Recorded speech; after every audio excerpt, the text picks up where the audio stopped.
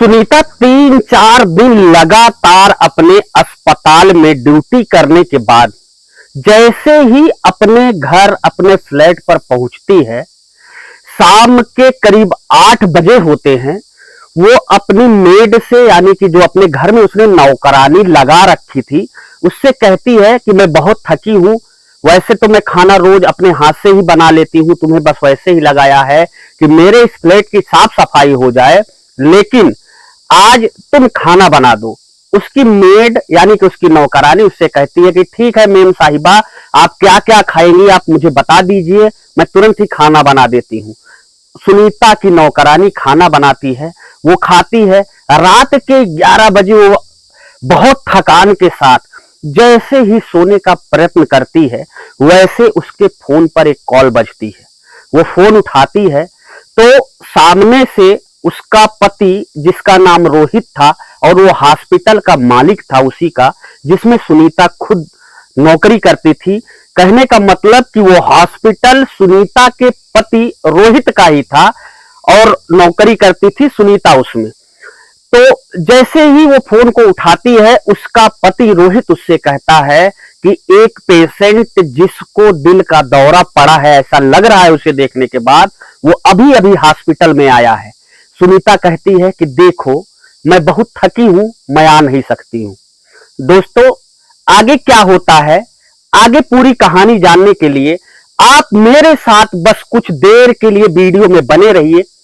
Channel को subscribe ना किया हो तो चैनल को सब्सक्राइब कर लीजिए, साथ में बेल आइकन की बटन को प्रेस कर लीजिए, ताकि जब भी मैं ऐसी मार्मिक और दिल को छू लेने वाली कहानियां अपने चैनल पर अपलोड करूं तो उसका नोटिफिकेशन आपको सबसे पहले मिल जाए।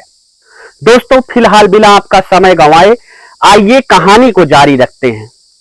सुनीता जैसे ही अपने पति रोहित का फोन उठाती है, सामने से रोहित कहता है कि तुम जितनी जल्दी हो सके तुम उतनी जल्दी हॉस्पिटल चली आओ, क्योंकि सुनीता उसी हॉस्पिटल में हार्ट की यानी दिल की बहुत बड़ी डॉक्टर थी।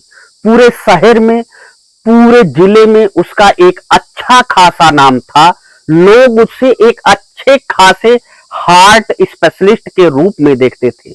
लोगों का यहां तक कहना था कि उसके अस्पताल में किसी को दिल का दौरा पड़ा हो या कोई दिल से संबंधित बीमारी हो, जो आ जाता था वो ठीक होकर ही वापस जाता था। लेकिन सुनीता लगातार 3 दिन से अस्पताल में थकने की वजह से अपने पति रोहित को कहती है कि देखो मैं अभी नहीं आ सकती हूं, क्योंकि मैं लगातार 3 दिन से पेशेंट पे पेशेंट, मरीज पे मरीज देखे जा रही हूं, मेरी हिम्मत नहीं है। तब तक रोहित उससे कहता है कि दरअसल मैं तुम्हें ऐसे नहीं कह रहा हूं, जो आज की तारीख में हमारे यहाँ हार्ट का पेशेंट आया है वो तुम्हारे मायके का रहने वाला है। जैसे ही वह अपने मायके के गांव का नाम सुनती है तो वो अपने पति रोहित से कहती है कि उस पेशेंट का नाम क्या है। उसका पति रोहित कहता है उस पेशेंट का नाम है महेश। जैसे ही महेश का नाम सुनीता के कानों तक जाता है, उसके पूरे शरीर में बिजली सी कौन जाती है, जैसे उसे ऐसा लगता है जैसे उसके पूरे शरीर में किसी ने करंट लाके छुआ दिया हो। वो तुरंत उठती है, बिना कुछ सोचे समझे सीधा अपने गाड़ी के पास जाती है और गाड़ी स्टार्ट करती है और रास्ते भर यही सोचती जाती है कि आखिर महेश तो अभी ठीक ठाक था, पिछले महीने ही मैं अपने मायके गई थी, आखिर महेश को इतना जल्दी क्या हो गया। अब वो सोचे जा रही थी कि हो भी सकता है क्योंकि महेश अब बहुत ज्यादा शराब का सेवन करने लगा था, बहुत ज्यादा दारू का सेवन करने लगा था, इससे हो सकता है कि उसके हार्ट में कुछ समस्या आ गई हो।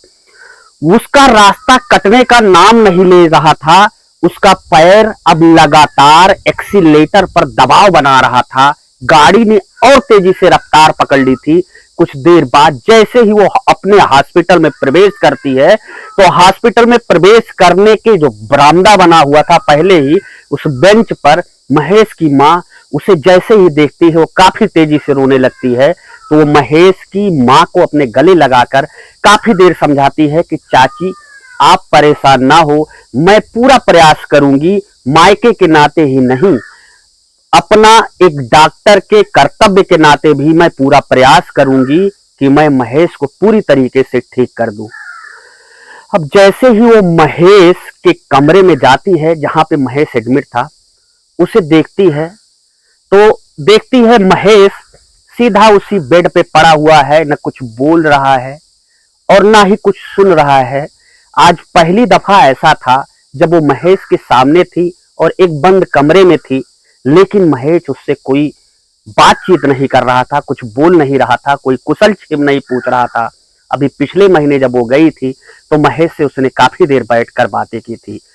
दरअसल महेश और सुनीता एक दूसरे को किसी जमाने में प्यार करते थे।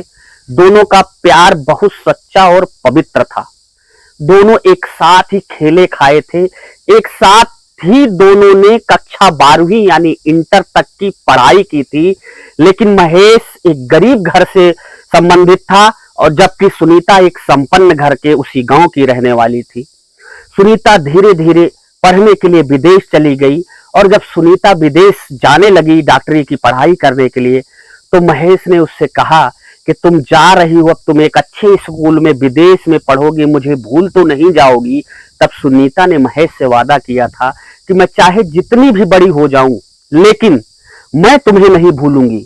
तब महेश ने भी सुनीता से एक वादा किया था कि देखो, दुनिया में चाहे जो जैसे हो जाए, लेकिन मेरे इस धड़कते दिल में जब तक मेरी आखिरी सांस चलेगी तब तक कोई और नहीं आएगा।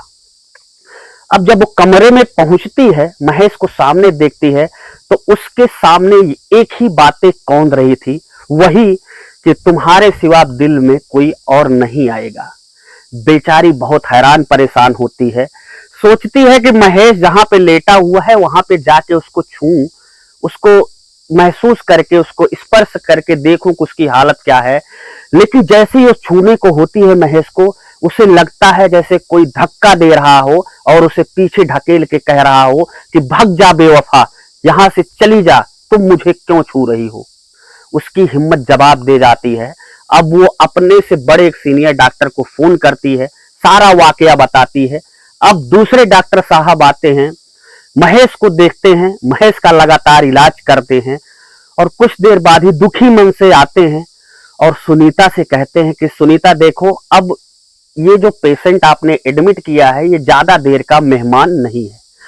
अब सुनीता आती है फिर से उसी कमरे में और बैठकर यही सोच रही थी कि मैंने महेश से शादी ना करके बहुत बड़ी गलती की। ये वही महेश है जो मेरे लिए कभी अपने जमाने में जान छिड़का करता था, और अगर हमसे बड़े सीनियर डॉक्टर ने मना कर दिया है तो मैं आखिर उस दिल का इलाज अब कैसे करूंगी। आज एक परीक्षा की घड़ी थी, जिस दिल में वो खुद बसी थी उस दिल का ऑपरेशन करना था। लास्ट में सुनीता थक हार कर महेश का ऑपरेशन करती है। ऑपरेशन करने के बाद उसे कुछ देर के लिए होश आता है, लेकिन अगले ही 1-2 घंटे में उसकी बॉडी अजीब तरीके से उसी बेड पे धीरे धीरे उछलने लगती है और कुछ देर बाद महेश की बॉडी उछलने के बाद शांत हो जाती है। जितनी भी मशीनें उसके चेकअप में लगी थी सारी की सारी मशीनें बंद हो जाती हैं, जवाब दे देती हैं। सुनीता वापस आती है रोते हुए और अपनी चाची यानी कि महेश की माँ से जो बरामदे में इंतजार कर रही थी, कहती है चाची अब कुछ नहीं हो सकता, महेश चला गया। अब सुनीता के पास अच्छी लग्जरी गाड़ियां थी, उसका अपना खुद का, उसके पति का एक अच्छा खासा हॉस्पिटल था, बंगला था।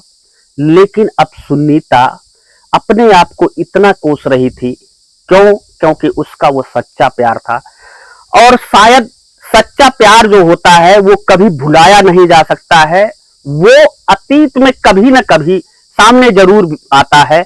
दोस्तों, ये छोटी सी प्यार भरी कहानी आपको कैसी लगी और ये छोटी सी प्यार भरी कहानी आप कहां से देख रहे थे, हमें अपनी पूरी राय दिल की कमेंट बॉक्स में जरूर बताएं। उम्मीद है वीडियो आपको पसंद आया होगा। वीडियो पसंद आया हो तो इसे ज्यादा से ज्यादा लोगों तक शेयर करें। चैनल को सब्सक्राइब ना किया हो तो चैनल को सब्सक्राइब करें। मिलता हूं ऐसी एक नई प्यारी छोटी कहानी के साथ आपको जल्द ही, तब तक के लिए जय हिंद, वंदे मातरम।